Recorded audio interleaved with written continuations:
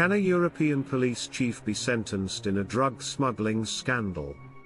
Jari Aarnio, born the 5th of September 1957, is the former head of Helsinki's anti-drugs police.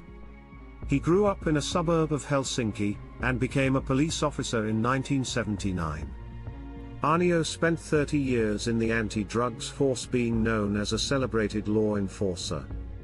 He was often referred to as the perfect police and was a chief investigator in a case against drug baron Mika Kortekallio in 1986.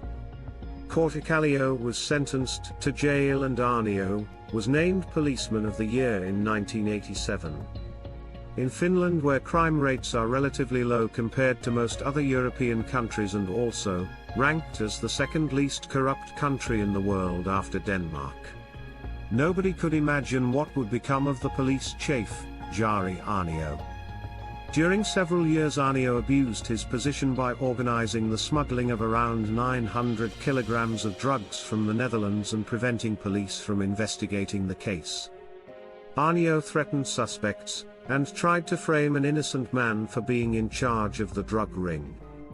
He also used his position and experience to try to mislead his colleagues and to conceal evidence. Aarnio was arrested in 2013. In 2016, a Finnish court sentenced the former head of Helsinki's anti-drug police to 10 years in prison for drug smuggling and other offences.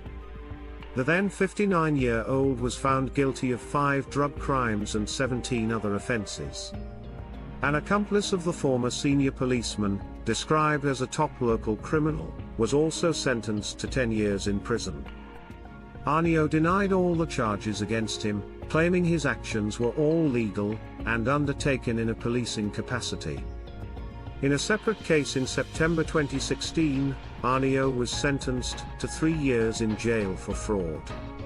2018, he was also accused of murder, and in December 2020, he was sentenced to life in prison for the murder of Volkan Unsal, but the conviction was overturned on appeal in February 2022. Soon after Aarnio's murder conviction was overturned, he was released from prison on supervised parole. Thanks for watching.